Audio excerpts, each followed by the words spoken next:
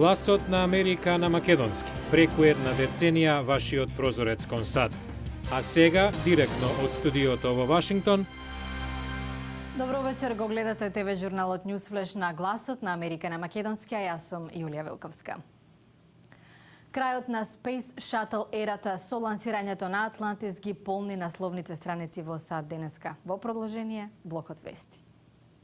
Атлантис на 135-та и последна мисија во 30-годишната програма на Space Shuttle летала на НАСА. За историското лансирање во Вселенскиот центар Кенеди во Орландо, Флорида, се собраа 1 милион луѓе. За време на 12-дневната мисија, 4-члениот екипаж ќе донесе намирници, резервни делови и научни експерименти на меѓународната вселенска станица. Пакистанските власти енергично ги отфрлаат американските наводи дека владени елементи дале зелено светло за убиството на новинарот Салим Шахзад. Командантот на Сдружениот американски генералштаб, адмиралот Майк Мулан, вели дека не гледа ништо што би оспорило тврдење дека официјален Исламабад го одобрил претепувањето до смрт.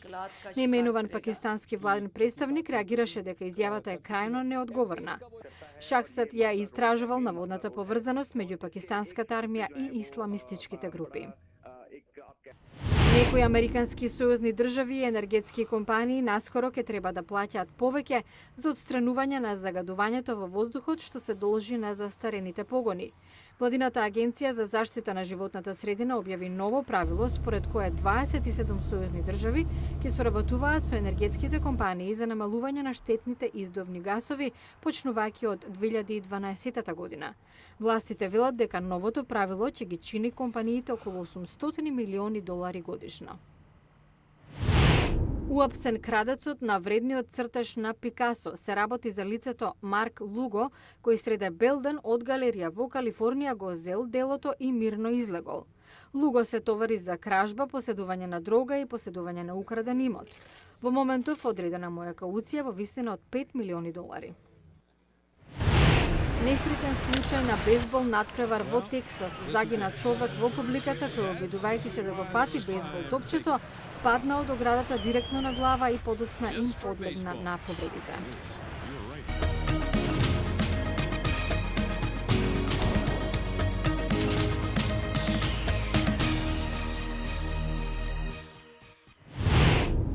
А во продолжение за феномен поттикнат од интернетот, комуницирајќи преку мрежата, се поголем број жени го споделуваат мајчиното млеко. Иако владиниот оддел за храна и лекови предупреди на евентуалните ризици по здравјето на оваа пракса, мајките и поддржувачите имаат само пофални зборови. 23 годишната Линзи Варт има 2 деца. Бидејќи немала доволно мајчино млеко, на првото му давала вештачко. Кога пред 9 месеци на свет дошло второто дете, почнала да го храни со млеко од други доилки. Млекото го чувам замрзнато. Кога е време за оброк, ќе го загреам. Во моментов имам млеко од 3 различни мајки. Изминативе 9 месеци и Линзи го хранела доенчето со помош на 15 различни жени, кои ги запознала преку групи на интернет специализирани за споделување на мајчиното млеко. Преку профилот на Facebook давам оглас дека барам млеко за 9-месечно бебе. За само неколку часа добива одговор од различни жени. Варт вели дека бебето се развива сосема нормално. Покрај тоа стекнала незаменливи пријателства со донаторките. Хајди Бригулјо, координатор на Вашингтонскиот оддел на интернет групата It's on Fits, што споделува мајчино млеко, вели дека бројот на жени кои се приклучуваат расте во цел свет. Од друга страна, одделот за храна и лекови предупредува дека споделувањето носи опасност од ширење на инфективни заболувања, како хепатитисот Б или С и вирусот ХИВ. Од It's on Fits возвраќаат дека се работи за индивидуална одговорност. За мајките како Линзи и Аманда пак се работи за прашање на доверба и мајчински инстинкт. Ово неделната посета на Далај Лама на САД го сврта вниманието на будизмот во земјата. Иако американскиот будизам го задржува азискиот вкус, сепак го прифаќа западниот стил на живот.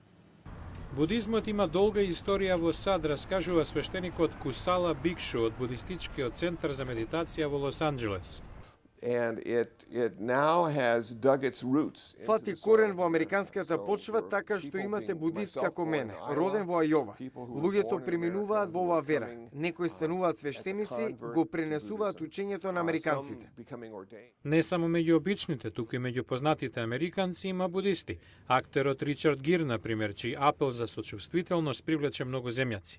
Иако богатиот обем на будистичко учење варира од една традиција во друга, свештеникот Мијао Хси од храмот Хси Лај близу Лос Анџелес наоѓа заедничка нишка во американскиот будизам. Почит за традицијата, желба за адаптација на американскиот концепт, но и потрага по хармонија меѓу луѓето од сите вери. Every being is connected as like we're connected to Сите this world, so I суштества се think it's- поврзани. Поврзани сме во овој свет. Затоа треба да работиме на хармонизирање меѓу себе. Сите треба да работиме на хармонија и мир.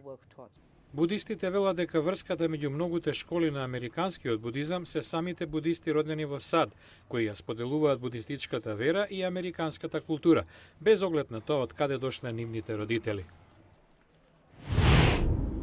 А наредната недела рани прегледи против ракот на белите дробови. Што значи тоа? За најновата студија на оваа тема гледате во понеделник во Newsflash. Скенот го гледа она што рентгенот не може. 20% помалку смртни случаи благодарение на компјутерската томографија. За ова во понеделник во Newsflash. Од студиото во Вашингтон го гледавте Newsflash на Гласот на Америка на македонски, а со вас во оваа емисија беше Јулија Велковска. За сите најнови содржини ве покануваме да ја посетите нашата веб страница glasnaamerika.com. Во меѓувреме ви благодарам на вниманието, имајте пријатна вечер и пријатен викенд.